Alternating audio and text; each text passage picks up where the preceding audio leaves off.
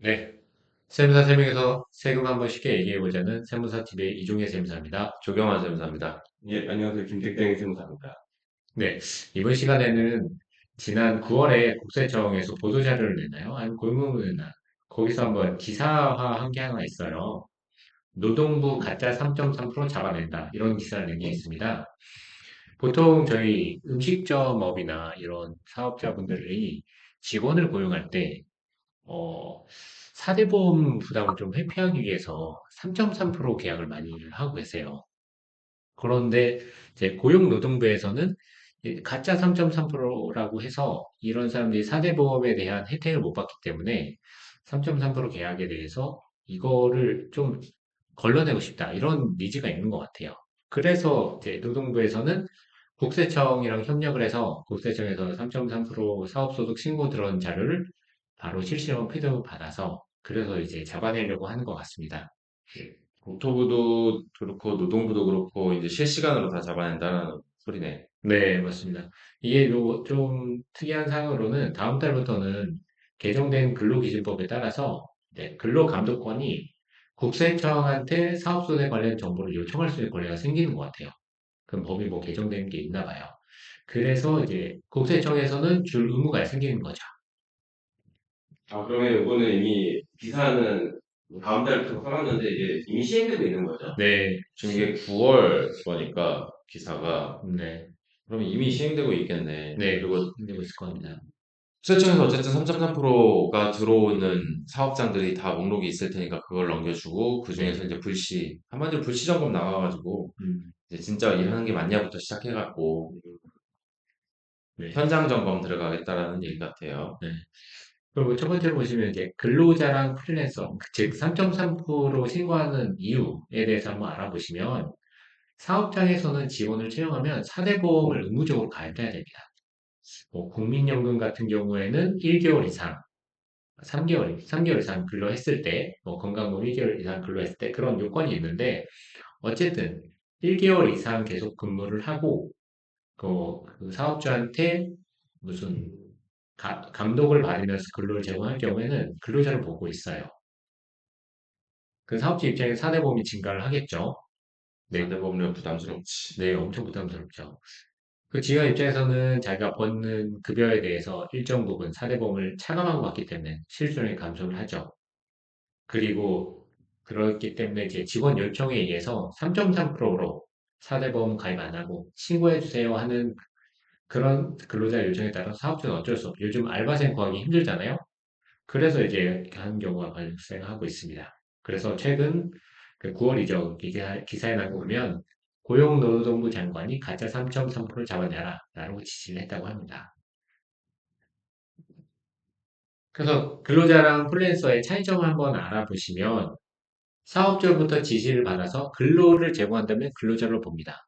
사실상 음식점업이나 뭐 대부분의 사업장에서 다 사업주한테 지시를 받아서 근로를 제공하고 있잖아요. 그러면 실제로는 뭐 3.3%로 계약을 하고 뭐 떼고 주고 있다고 하더라도 근로자로 보고 있어요.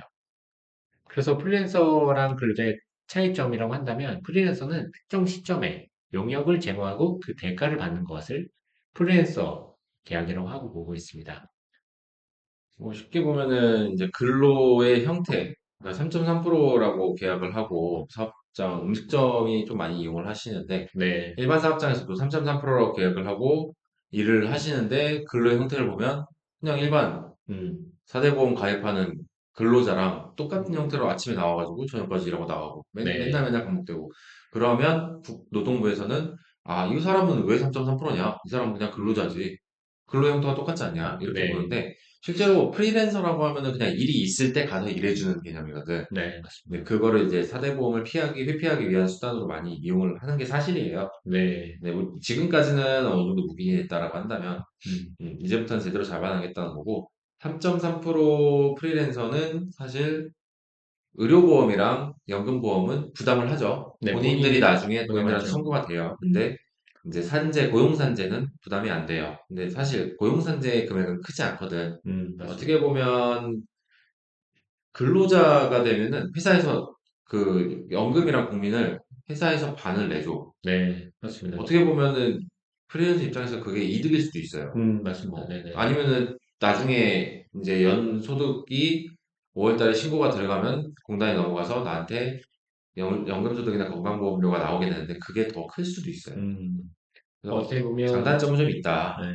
개인 사업하시는 분들의 이제 식당이 1호점, 2호점, 3호점, 4호점 이렇게 있으면 각각 다 직원이 있으면 각각 사업장마다 다 나오죠. 건강보험료가 대표지 않는 의무가입이에요. 그럼 건강보험료 중복, 네 개에 대한 건강보험료 중복 부과되는 거거든요. 끔찍한 일입니다. 그러니까, 네, 법료 어마어마하고 사실 그 연금 같으면 우리 못 받는다라는 얘기를 많이 하잖아. 난 다 네, 고갈될 거다. 근데 최근에 기쁜 소식이 하나 들린 게 이제 한국 국내 주식장이 불장이 되니까 그 연금공단에서 어마어마한 수익을 올렸대. 네. 200조를 벌었다고. 그래서 고갈 시점이 30년 늦춰졌다.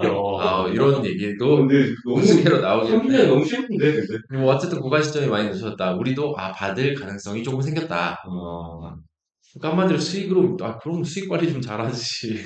자 이상한 데다 투자하고 난리고. 어쨌든 네.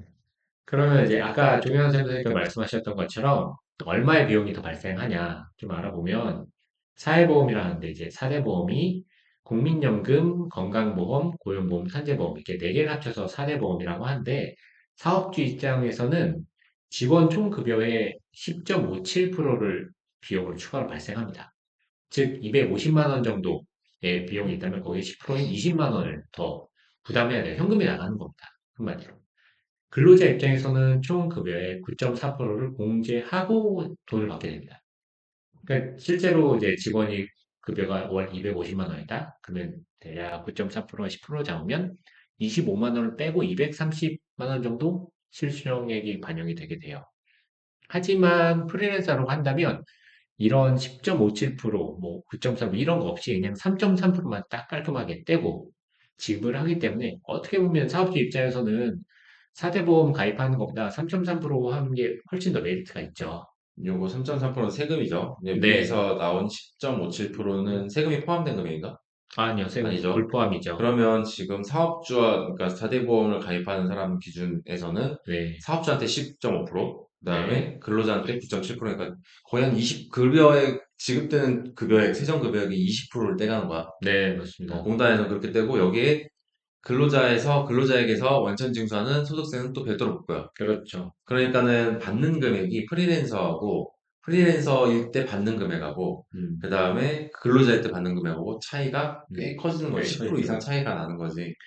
그러니까 근데 일하는 사람 입장에서는 내 손에 쥐어지는 돈이 지금 당장 얼마가 더 들어오느냐가 되게 네, 훨씬 중요하단 말이야. 중요하죠. 나중에 이걸 다시 돌려받는 안 받는 사실 모르죠. 별로 중요하진 않아. 당장 내 주머니에 뭐 200만 원 받는데 거기에 10%만 떼도 20만 어, 원이잖아요. 엄청 큰 돈이죠. 게다가 연금 그때 뭐 수익 200조 수익 나기 전에는 네. 연금 우리 못 받는다라는 얘기가 나오면 당연히 난 근로자 하기 싫지. 맞습니다. 왜 굳이 근로자를 하겠어? 나중에 못 받을 건데. 그래서 이제 또 한 가지 더 퇴직급여 의무가 있어요. 근로자로 볼 경우에 근속해서 1년 이상 일하면 사업주는 이 직원한테 퇴직금을 줘야 돼요. 의무가 생깁니다.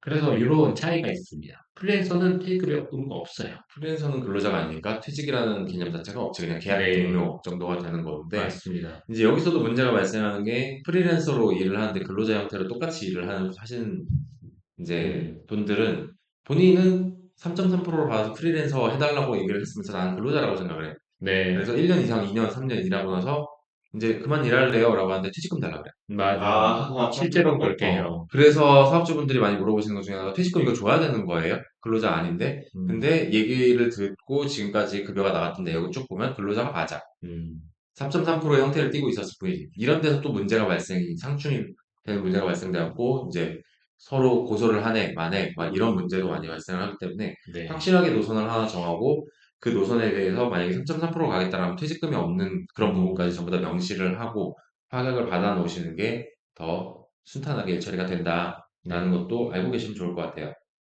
네, 구체적으로 보면 이제 초과 근무수당 지급 의무가 근로자는 있지만 프리랜서로 하면 없어요.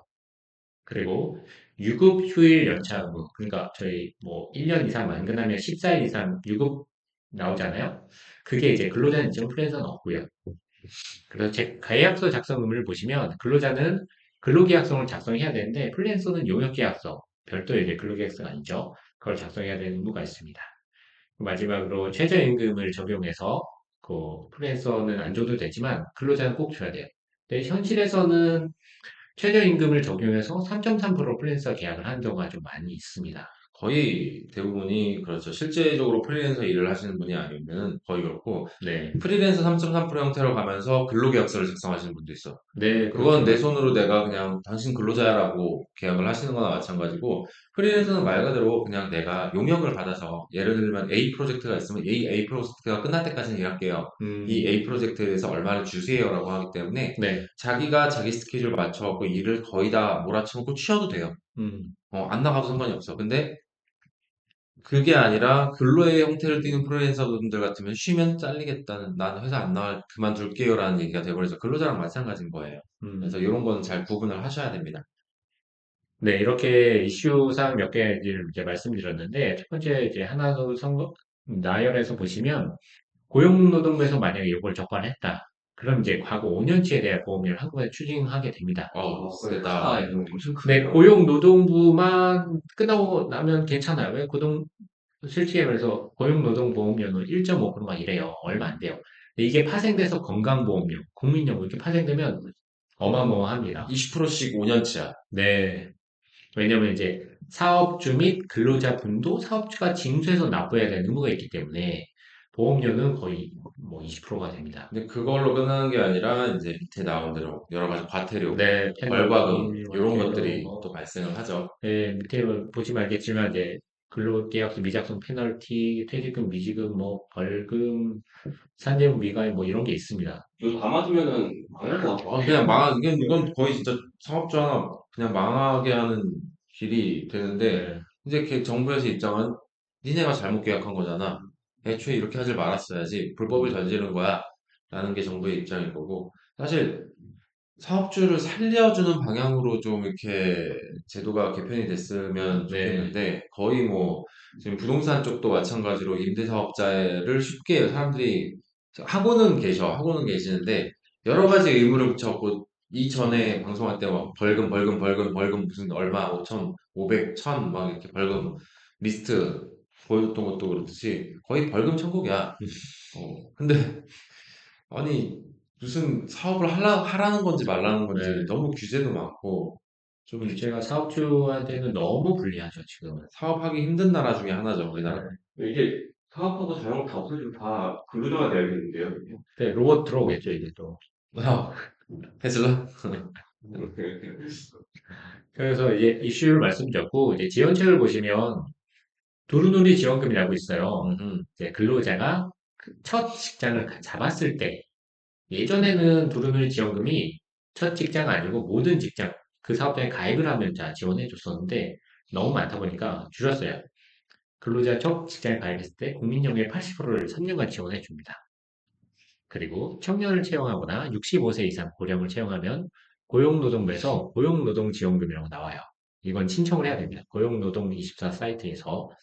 그다음에 세 번째로 요거 통합고용세액공제라고 이거는 뭐 소득세나 법인세에서 직원 한 명 고용하면 한 명당 1,550만 원의 세액공제를 해주는데 이익이 1,550만 원 안 나오면 의미 없어요. 사실. 하, 씁쓸하다. 네. 장기적으로 관점을 볼 때는 이런 위에서 말씀드렸던 벌금이나 과태료를 맞는 바에야 차라리 프리랜서보다는 직원 채용하는 게 바람직할 수도 있다라고 볼 수 있습니다.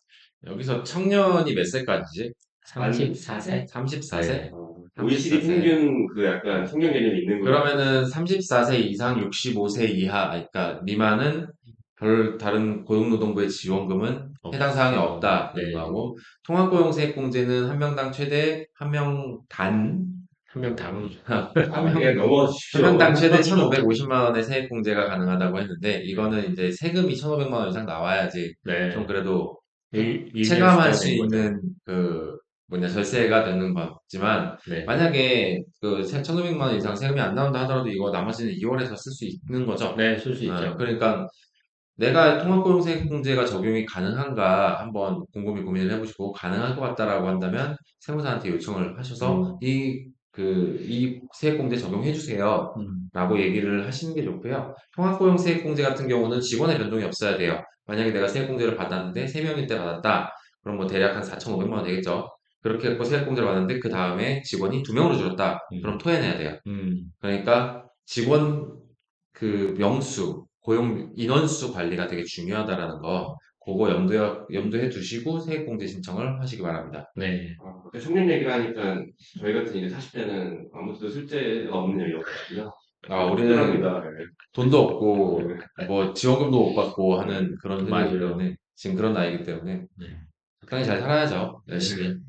네, 앞에서 말씀드린 거 다시 한번 쭉 정리해 놓은 거고, 사실 이런 음식점업은 거의 다 3.3% 많이 가입을 합니다. 많이 하죠. 네, 거의 다 많이 해요. 근데 이제 매출 규모가 좀 크다. 그런 음식점들은 3.3% 이런 거 안 하고 4대 보험 가입을 많이 하세요. 왜냐면 이제 매출이 크고 이익도 많이 나니까 그거에 대해서 좀 페널티를 물기보다는 정식적으로 가입을 하는데 이제 문제가 된다는 건 이슈가 될 만한 사업장은 음식점업대 소규모로 하는 직원 한두 명 있거나 뭐 세네 명 있거나 이런 사업장이 아마 타깃이 될 것 같습니다. 네, 저희 근데 그것도 웃긴다. 어떤 안 거? 그래도 힘든 소규모 사업장을 건드린다는 거. 맞아요. 아니, 솔직히, 큰데 건드는 것도 좀, 그러니까, 잘 돌아가고 있는 사업장이 어떻게 보면은 이벤트를 만들어주는 거잖아. 근데, 조그만 사업장은 안 그래도 힘든데 거기에다 대고 지금 단속을 해가지고 벌금을 놓고 한다는 거는 아까 얘기했듯이 김세무사님이 얘기했듯이 망하라는 소리가 될 수도 있어. 그래서 이런 거는 좀 운영하시는 분들이 어떻게 운영하실지 그거를 좀 지켜봐야 될 것 같고 사실 국세청에서도 그렇잖아. 추징 나가고 조사 나가가지고 1,000만 원 추징할 것 같으면은 사실 잘 안 건드려. 한 억 정도 추징하면 이제 내보내가지고 추징할 만하다 해갖고 내보내지. 네, 그런 것들을 운영하시는 분들이 어떻게 할지 궁금하긴 합니다. 네. 프리랜서로 할지 근로계약을 해야 될지 좀 고민되신 분들은 이제 연구를 충분히 끝마치신 이경혜 변호사님께 꼭 연락을 여기, 네. 여기. 그리고 구독, 좋아요. 네. 구독과 좋아요, 알림 설정 꼭 부탁드리겠습니다. 네, 오늘은 여기까지 하겠습니다. 감사합니다.